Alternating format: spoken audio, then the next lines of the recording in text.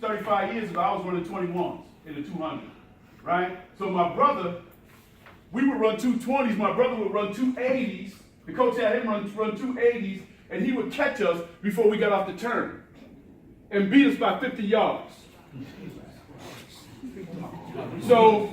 And I ran 21 points 35 years ago. So, you said 1920. I said 1920. Oh no.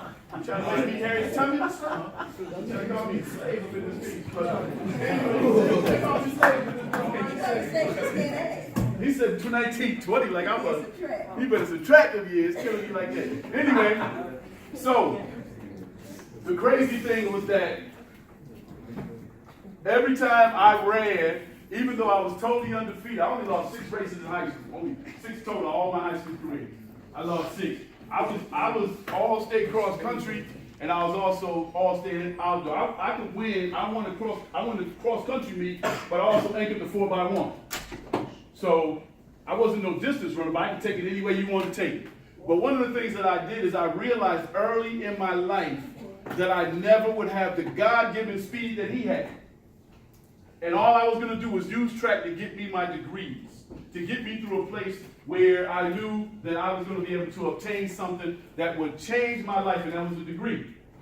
Because I realized that at his height of his career, he was the 15th fastest person in the world in 1980. 15th fastest person in the world then. That means there were 14 other people who were faster than him. That means there were hundreds of people who were faster than me. That means there were thousands of people faster than me. Was I ever going to become a professional runner? No. But I used it because I realized that God only gives people certain talents. What you do with it becomes what you become in life. That's a very simple concept. What you do with your talent makes you become a very valuable person in life. Now, the pain you feel today will be the strength you feel tomorrow. Nothing in life comes easy. To be successful, you have to work extremely hard. To be a professional, you have to change a whole bunch of things. Let me tell you a few things you need to change. One is your attitude. If you don't listen more and talk less, you'll never understand the process. You'll never understand. How many people here know somebody who's a professional athlete? How many people can ask them what they did to become a professional athlete? I bet they can't tell you. They're going to say hard work, dedication, you know, this and this and that. As soon as they get the money, they change. I have a perfect example. I do still work with current young men getting ready for the NFL and the NBA. But I have a young mentee of mine, very humble. He has a great story. His story's in this book. He has a great story. He was out of LA, didn't get drafted, ended up going to Stillman College, the HBCU, couldn't get in Stillman, was standing there talking to some girl. The cheerleading coach asked him, could he cheer? He said, can I cheer? She said, yeah, can you cheer? Like, you got to be flexible, like you can cheer. He said, was it going to get me in school? She said, yes. He went on a cheerleading scholarship.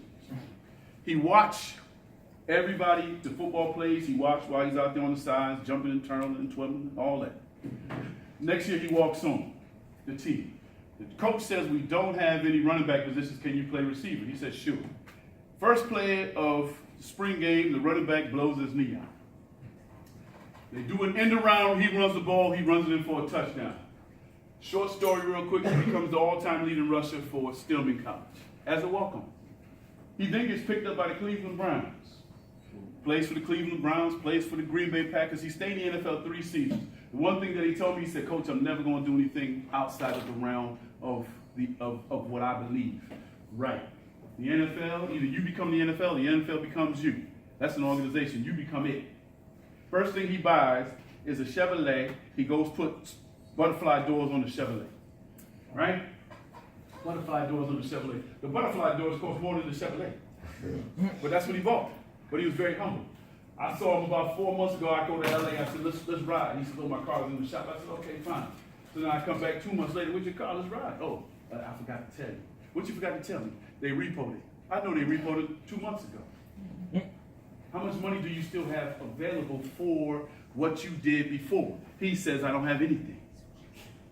Right now he works for the NFL. There are so many players that make this money and think that they'll never, ever stop making money. Let me tell you, young men and young women, high school, it's a game. Coaches may like you. Middle school, it's a game. High school is a game. College is a game. Professionals, it's a business. If you don't understand business, you will never stay in the league. This is just facts. I'm not saying anything to discourage you from, you got to understand what I'm saying. This is business.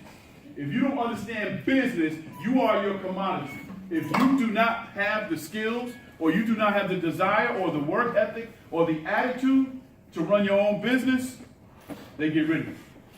That's what they do. They get rid of it. And that's not something that you think that's wrong. You know what? There's every year coming out of college, before I change the slide, every year coming out of college in football, there are 9,000 individuals who come out of college to play football. How many people know what the draft numbers are? Anybody know the draft numbers of the NFL? What is it, sir? 31. Not 31. What is it, sir? How many people get drafted? Correct. 356? 356, wonderful. Because see, that's one of the other things. If you don't know the sport that you're playing, if you don't know the information about the sport you're playing, you just playing the game. That's like playing PlayStation. My team consists of Russell Westberg, Durant, you mix up your whole team because it's a game. That's Russell Westberg. That's what I'm saying. Yeah, that's what I'm saying. See? So, if you don't know how many people get drafted, then you don't have a number to shoot for. If you don't have an understanding of how many people get drafted, you don't have an idea of what to shoot for.